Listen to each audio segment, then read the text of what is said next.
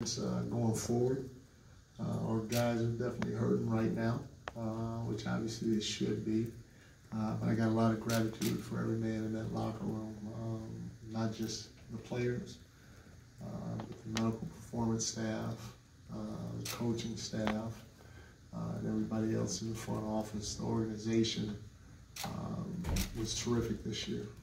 And, again, you wish you could have gotten more, especially for the city and for the fans. But nobody in our organization should be dropping their heads right now. The reality of it is they showed their experience. They absolutely kicked our behind on the glass. I mean, Kevon Looney was unbelievable. I mean, he was unbelievable. To have 10 offensive rebounds, you got to give him credit. Even Wiggs with 4 offensive rebounds. They had 13 offensive, and we talked about it too. We said, hey, the third quarter is their quarter. We got to make sure that we buckle down and we go get it. And they had 13 offensive rebounds in that third quarter alone. And it's going to be hard to win, obviously, if you give up 18 offensive rebounds for 24 second chance points. And then on top of that, we were 16 for 27 from the free throw line. We didn't knock down free throws when we had an opportunity. So when you lose the battle the way we did in those two areas, it's going to be tough, especially when you have a guy like Steph Curry on your opponent's team. Steph was elite. He did what he was supposed to do. He put these guys on his back and he said, we're not losing tonight, and I'm going to make sure that happens. So you give Steph a ton of credit for doing exactly what he was supposed to do. Heck of a performance by him. Second row, brother. Coach Brendan Nunez, Kings Herald. You've been around Steph a lot. Where does this fall into the performances that you've seen from him? And then from your guys' perspective, what do you feel like you could have done better to slow him down? We blitzed him, and when we blitzed him, he got off of it, and they hit the pocket and hurt us in the pocket.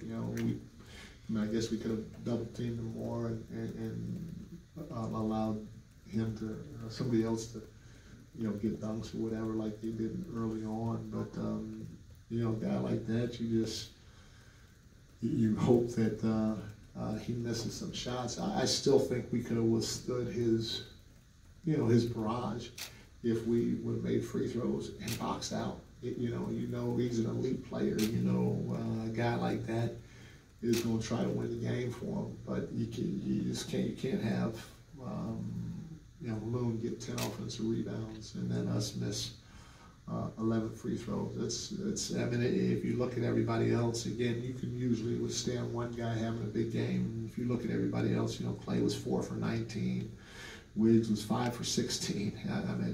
Jordan Poole was 3 for 9. They shot 43% from the field. They shot 32% from the three-point line. We just got our behinds kicked on the glass and then missed free throws. James Ham, ESPN 1320. This might not be the experience you guys wanted, but it's probably the experience you needed.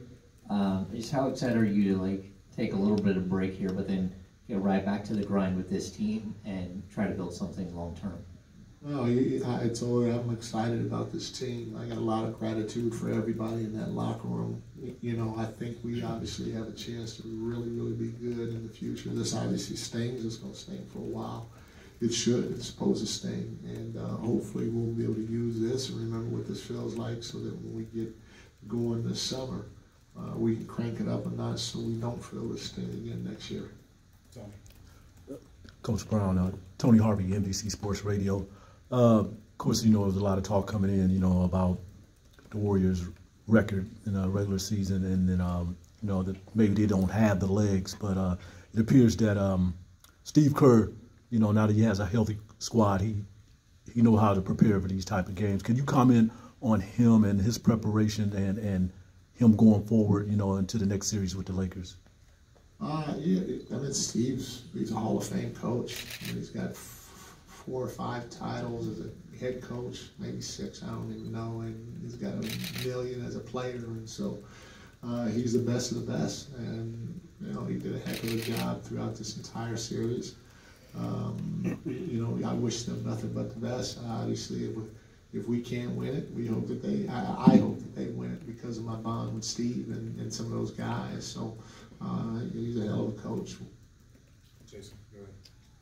Mike, that first half, you guys, you were playing with great pace, winning the rebounding battle and the possession game, stuff like that. And I'm wondering, the second half, like, what the offensive rebounding for them, was that, did you guys kind of let them off the hook a little bit? Did that prevent you from continuing to dictate pace as much as you wanted? 100%. You know, when they offensive rebound the way they did, they had 13 in that third quarter. Not only does it stop us from getting out running, but it also takes the air out of you. It takes the air out of you, and it gives them confidence. And so every offensive rebound that they got, their confidence just kept rising, and it started to, in my opinion, it started to creep doubt in what we were trying to do because we couldn't control the boards. Like, you've talked a lot about things that you can live with, especially like missing good shots and stuff like that over the course of this, the series. I'm curious if losing because of the offensive rebounds or that having a big part, is that something that's going to be on your mind a lot over the summer, or can you just put water under the bridge?